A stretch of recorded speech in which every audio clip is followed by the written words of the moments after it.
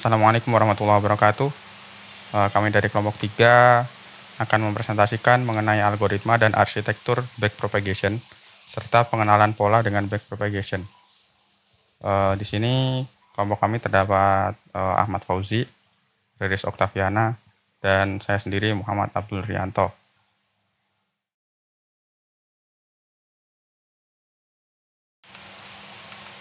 Yang pertama yakni arsitektur jaringan dari backpropagation. Backpropagation merupakan salah satu metode pelatihan terawasi pada jaringan syaraf, yang mana ciri dari metode ini adalah meminimalkan error pada output yang dihasilkan oleh jaringan. Dalam metode backpropagation biasanya digunakan jaringan multilayer. Sebagai contoh pada gambar berikut, diberikan jaringan dengan sebuah hidden layer.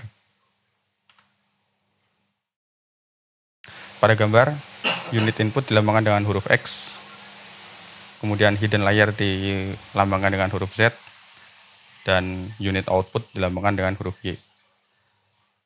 Yang mana untuk bobot antara X dan Z dilambangkan dengan huruf V, dan bobot untuk Z dan Y dilambangkan dengan huruf W.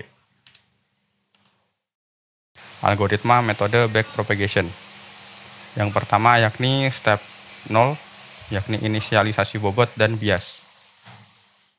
Baik bobot maupun bias dapat diset dengan sembarang angka atau acak, dan biasanya angka di sekitar 0, 1, atau minus 1. Bias positif atau negatif.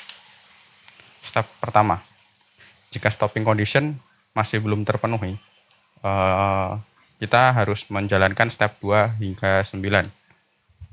Kemudian untuk step 2, untuk setiap data training, kita harus melakukan step 3 hingga 8.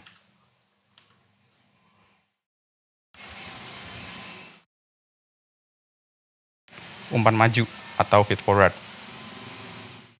di step 3, yakni setiap unit input XI, yang mana I sama dengan 1 hingga N, menerima sinyal input XI dan menyebarkan sinyal tersebut pada seluruh unit pada hidden layer.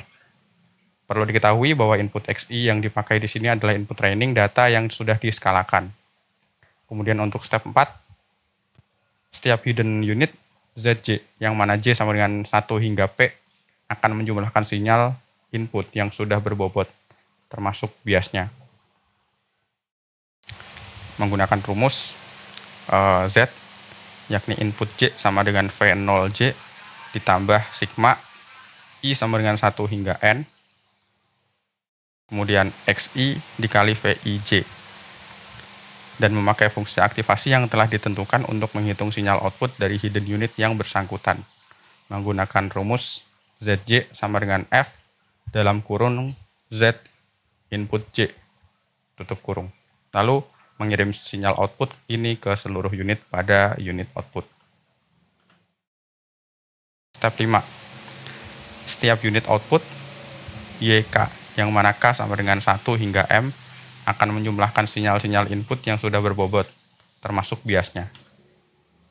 Yang mana biasnya dapat kita hitung menggunakan rumus Y input K sama dengan W0K ditambah sigma J sama dengan 1 hingga P ZJ dikali WJK, dan memakai fungsi aktivasi yang telah ditentukan untuk menghitung sinyal output dari unit output yang bersangkutan, menggunakan rumus YK sama dengan F dalam kurung Y input K kurung tutup. Propagasi error atau backpropagation of error di step 6, yakni setiap unit output YK di mana K sama dengan 1 hingga M menerima suatu target pattern atau desired output yang sesuai dengan input training pattern untuk menghitung kesalahan atau error antara target dengan output yang dihasilkan jaringan. Menggunakan rumus delta K sama dengan TK min YK dikali F aksen Y input K. Faktor delta K ini digunakan untuk menghitung koreksi error dari delta WJK yang nantinya akan dipakai untuk memperbaharui WJK, di mana delta WJK sama dengan alfa dikali delta K dikali ZJ. Selain itu juga dihitung koreksi bias dari delta W0K yang nantinya akan dipakai untuk memperbaharui W0K, di mana delta W0K sama dengan alfa dikali delta K. Faktor delta K ini kemudian dikirimkan ke layer yang berada pada step 7.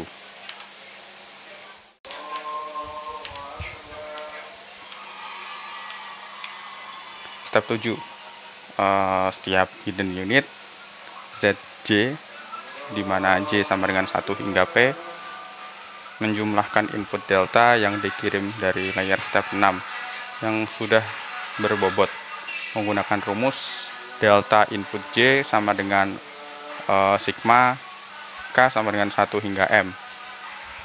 Delta K dikali WJK. Kemudian hasilnya dikalikan dengan turunan dari fungsi aktivasi yang digunakan jaringan untuk menghasilkan faktor koreksi error delta J, di mana delta J sama dengan delta input J dikali F aksen Z input J.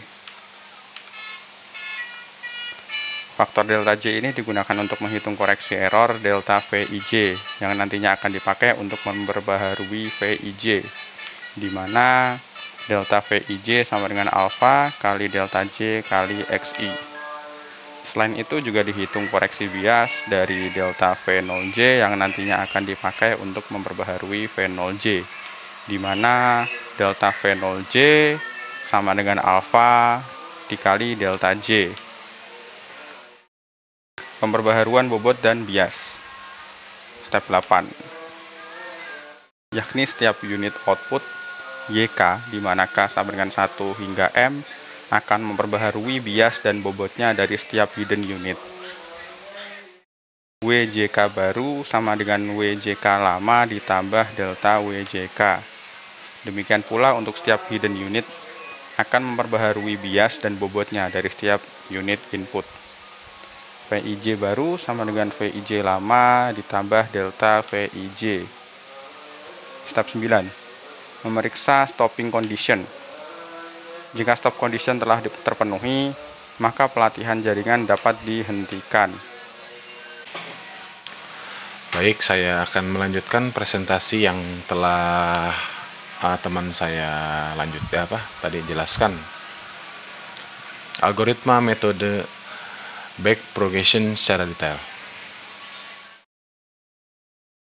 Nah, untuk menentukan stopping condition terdapat dua cara yang bisa dipakai, yaitu membatasi iterasi yang ingin dilakukan. Misalnya jaringan akan dilatih sampai iterasi yang ke-500. Yang dimaksud dengan satu iterasi adalah perulangan step 3 sampai step 8 untuk semua training data yang ada.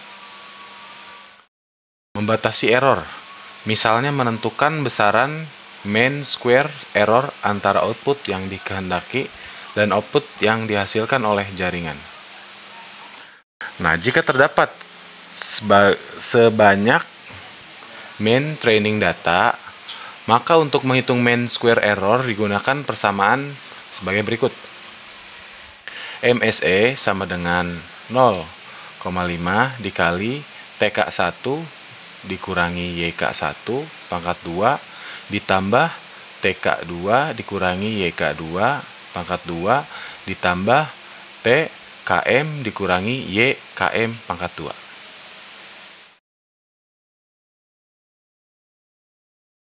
Setelah pelatihan selesai, jika kemudian jaringan diberi input, jaringan akan menghasilkan output seperti yang diharapkan. Cara mendapatkan output adalah dengan mengimplementasikan metode backpropagation, tetapi hanya pada bagian umpan majunya saja, yaitu dengan langkah-langkah sebagai berikut. Step 0.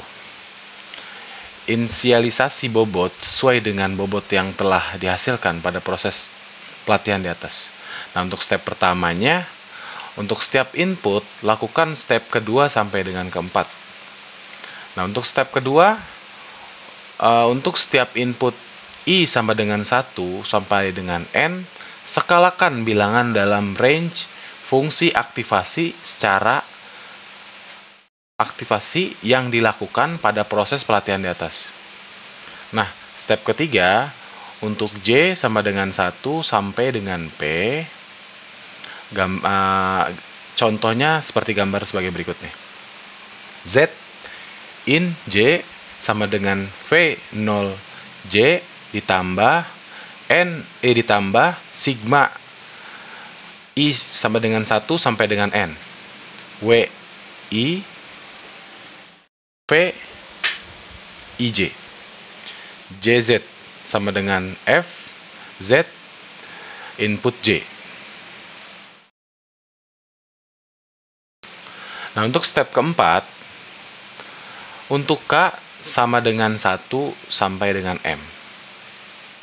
Variabel YK adalah output yang masih dalam skala menurut range fungsi aktivasi.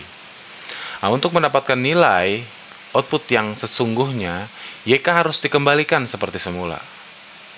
Nah, contohnya gambar sebagai berikut nih di step 4. Y input K sama dengan W 0K ditambah sigma J sama dengan 1 sampai dengan P. ZJ W JK. YK sama dengan F Y input K.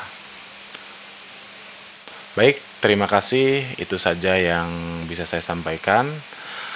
Kurang lebihnya mohon dimaafkan. Kami dari kelompok 3 mengucapkan banyak terima kasih kepada dosen yang telah memberikan kesempatan untuk menjelaskan algoritma dan arsitektur backpropagation serta pengenalan pola dengan backpropagation. Semoga presentasi ini bisa bermanfaat untuk teman-teman, dan kurang lebihnya saya mohon dimaafkan. Terima kasih. Assalamualaikum warahmatullahi wabarakatuh.